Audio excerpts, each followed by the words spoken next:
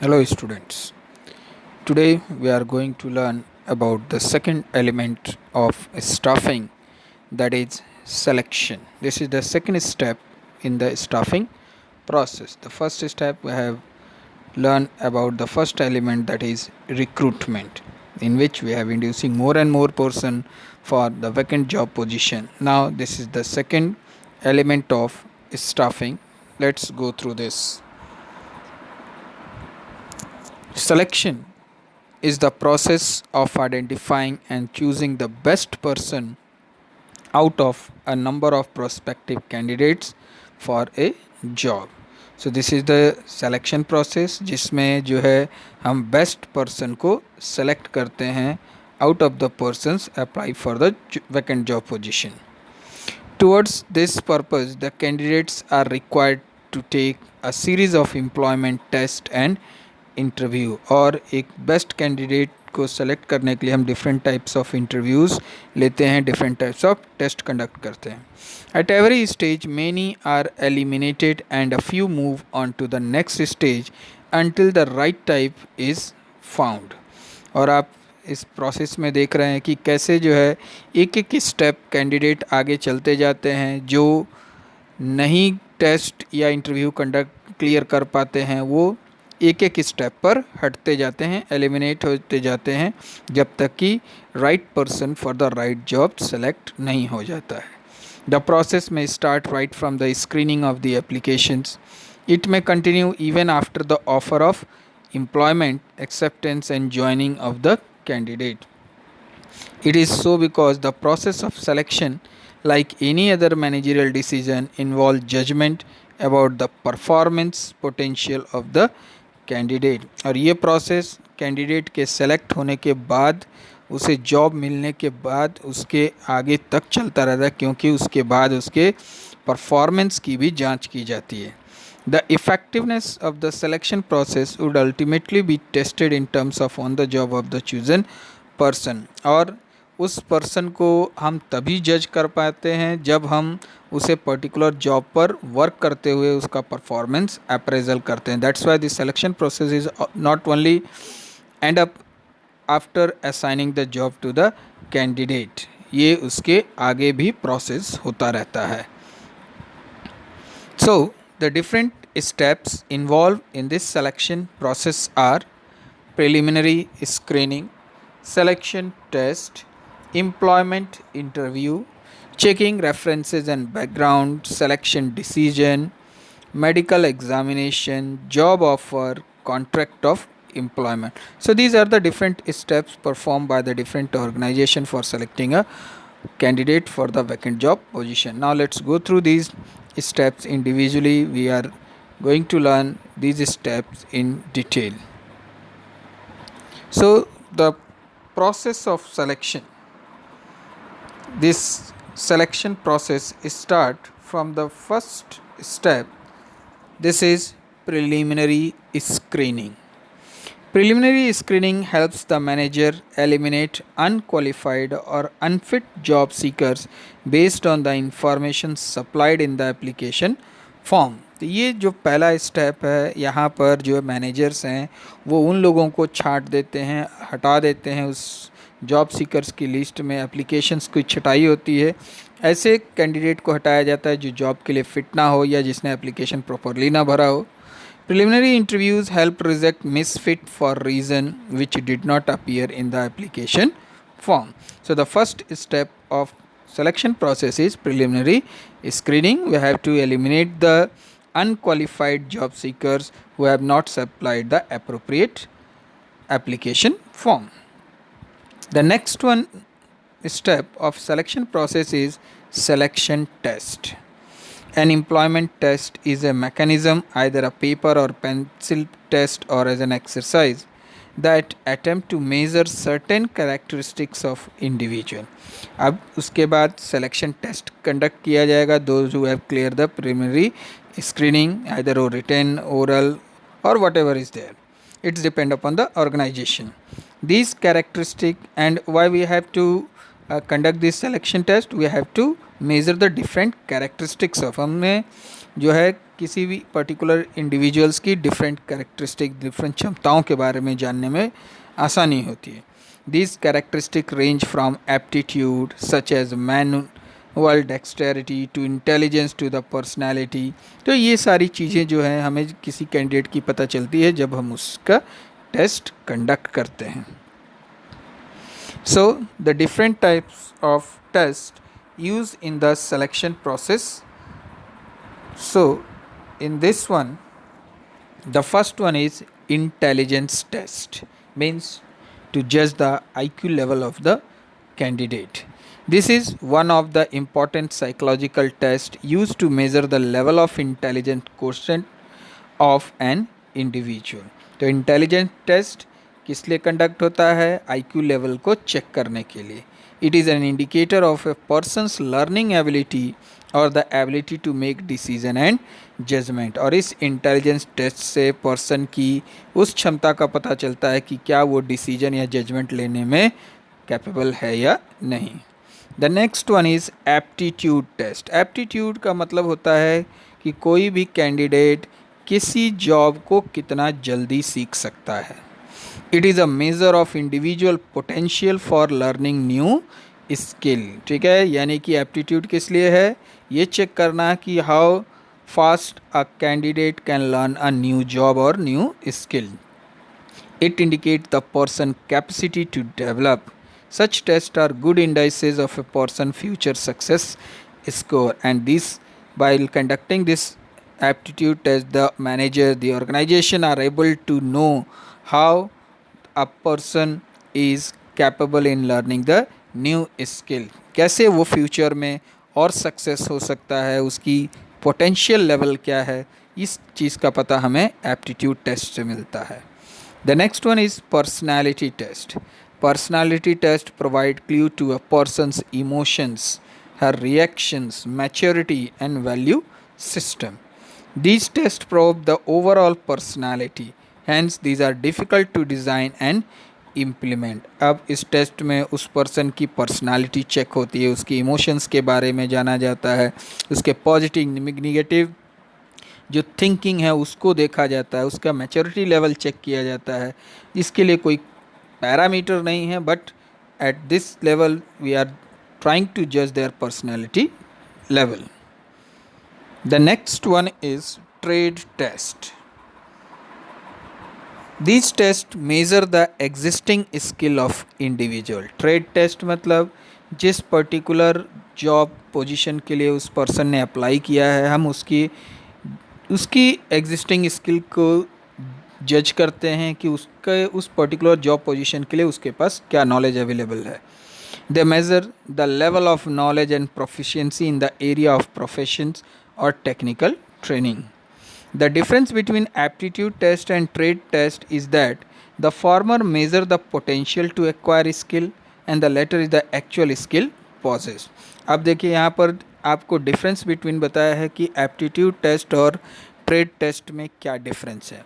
तो aptitude, why we are conducting the aptitude test, ये जानने के लिए कि कोई पर्सन किसी स्किल को, किसी नए जॉब को कितना जल्दी सीख सकता है, उसमें कितनी एबिलिटी है. जबकि ट्रेड टेस्ट ये बताता है कि ऑलरेडी उसके पास उसने कौन कौन सी स्किल जो है ऑलरेडी सीख रखी है. Interest test. Every individual has fascination for job, some job than the other. अब ऐसा नहीं है कि एक पर्सन का सिर्फ एक ही इंटरेस्ट हो, एक ही जॉब में इंटरेस्ट हो. पर्सन्स के अलग अलग इंटरेस्ट हो सकते हैं, उसको कई जॉब्स में इंटरेस्ट हो सकता है. Interest test are use to know the pattern of interest और इन्वॉल्वमेंट ऑफ ए पर्सन, यानी कि एक पर्सन और कौन दूसरे वर्क परफॉर्म कर सकता है. जैसे एक टीचर पर्टिकुलर एक इकोनॉमिक्स पढ़ाता है, अब उसके अलावा वो और कौन से सब्जेक्ट पढ़ा सकता है, कौन से टेक्निकल नॉन टेक्निकल वर्क वो परफॉर्म कर सकता है. तो ये एक इंटरेस्ट टेस्ट के द्वारा पता किया जा सकता है. So these are the different types of test and this is very important to learn for the case study problem, because definitely the questions will come related with the different types of test, finding out the different types of selection tests. Now the third step in the selection process is employment interview. So after clearing the selection test, the candidate who have cleared this selection test, now they are appear for employment interview. Interview is a formal, in-depth conversation conducted to evaluate the applicant's suitability for the job. The role of the interviewer is to seek information and that of the interview is provide the same. अब यहाँ पर employment interview होता है जिसमें उससे detail में conversation होता है, जो इंटरव्यूअर होता है उससे डिटेल इन्फॉर्मेशन जो है डिस्कस करता है। यहाँ जो है एक सब्जेक्ट एक्सपर्ट होता है, जो जॉब का एक्सपर्ट होता है, वो यहाँ पर पर्टिकुलरली इस एम्प्लॉयमेंट इंटरव्यू को कंडक्ट करता है। Through in present time the interview also seek information from interviewer. Now, after clearing the employment interview, reference and background check of the candidate. Many employers request name, addresses, and telephone number of references for the purpose of verifying information and gaining additional information on an applicant. Previous employers, known person, and university professor can act as references. अब जो भी candidate है उसको जब भी वो application form भरता है तो उस पर उससे रेफरेंस मांगा जाता है कि आप ऐसे व्यक्ति का नाम दीजिए जो आपके बारे में जानता हो। हम अगर कहीं काम किए हैं तो आप प्रीवियस एम्प्लॉयर का नाम दे सकते हैं, पर्टिकुलर पर्सन, नोन पर्सन का नाम दे सकते हैं जो कि आपको जानता हो पर्टिकुलरली, जिससे आपका रेफरेंस और आपके नेम एड्रेस को जो है क्लियर किया जा सके कि आपने वो जो भी इंफॉर्मेशन एप्लीकेशन में दी है क्या वो सही है या नहीं. Now the next is selection decision. The final decision has to be made from among the candidates who pass the test, interviews and reference check. अब यहाँ पर जो कैंडिडेट्स टेस्ट पास कर लिया, जिसने एम्प्लॉयमेंट इंटरव्यू पास कर लिया, रेफरेंस जिसका चेक हो गया, अब यहाँ पे आता है सबसे इम्पॉर्टेंट कि अब किसका सिलेक्शन होना है. The views of the concerned manager will be generally considered in the final selection because he or she is responsible for the performance of the new employee. और यहाँ पर एक मैनेजर के लिए सबसे बड़ा टफ काम होता है कि अब यहाँ पर उसे फाइनल सिलेक्शन करना है कि कौन, जिसको भी वो सेलेक्ट करेगा वो रिस्पॉन्सिबल होगा उस वैकेंट जॉब पोजीशन के लिए और वो एक नए एम्प्लॉय की तरह ऑर्गेनाइजेशन में काम करेगा. The next step is medical examination. After the selection decision and before the job offer is made, the candidate is required to undergo a medical fitness test. अब जब कैंडिडेट सेलेक्ट हो गया और उसे जॉब ऑफ़र किया जाएगा, contract उससे कराया जाएगा, उससे पहले उस कैंडिडेट का मेडिकल फिटनेस लिया जाता है. The job offer is given to the candidate begin declare fit after the medical examination and only this job offer to the candidate only if is medically fit. अगर वो medical fit है तभी फिर उसे job offer किया जाएगा. The next step in selection process is job offer. The next step in the selection process is job offer to those applicants who have passed all previous hurdle. जिसने पीछे की सारे लेवल्स को पास कर लिया हो उन्हें जॉब प्रोवाइड किया जाएगा. Job offer is made through a letter of appointment और कन्फर्म हिज एक्सेप्टेंस. अब अपॉइंटमेंट लेटर उस पर्सन को दिया जाएगा और उससे उसका कन्फर्मेशन लिया जाएगा. Such a letter generally contain a date by which the appointee must report on duty. उस लेटर में ये क्लियर होता है कि आप किस दिन से जॉब ऑक्यूपाई करेंगे, किस दिन से आप ड्यूटी पर रिपोर्ट करेंगे. The appointee must be given reasonable time for reporting. और इसके लिए जो अपॉइंटी है, the person who is selected, वो एक रीजनेबल टाइम मांगता है कि मैं इतने दिन के अंदर ऑर्गेनाइजेशन में रिपोर्ट करूँगा, वैकेंट जॉब को ऑक्यूपाई करूँगा. Now after that contract of employment. After the job offer has been made and the candidate accepts the offer, certain documents need to be executed by the employer and the candidate. अब जब जो है candidate जो है job को accept कर लेता है तो उसके बाद जो है एम्प्लॉयर के और एम्प्लॉई एज ए एम्प्लॉई कई डॉक्यूमेंट्स जो है कैंडिडेट को प्रोवाइड कराने होते हैं. Certain documents need to be executed by the employer and the candidate. One such document is the attestation form, ठीक है, सारे डॉक्यूमेंट अटेस्टेड फॉर्म में होने चाहिए. This form content certain vital detail about the candidate which are authenticated and attested by him और her, ठीक है. Attestation form will be valid record for future references, और जो भी डॉक्यूमेंट्स होते हैं प्रॉपरली अटेस्टेड होते हैं उन्हें एक रिकॉर्ड फाइल के रूप में रख लिया जाता है जो फ्यूचर में काम आता है. There is also a need for preparing a contract of employment. Basic information that should be included in a written contract of employment will vary according to the level of the job.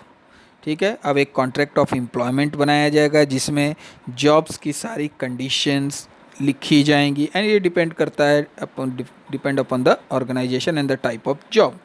But the following checklist set out the typical headings, that is job title, duties, responsibilities, date and when continuous employment is start, and the basis for calculating services, rates of pay, allowances, hours of work, leave rules, sickness, grievances procedure, disciplinary procedure, work rule, termination of employment.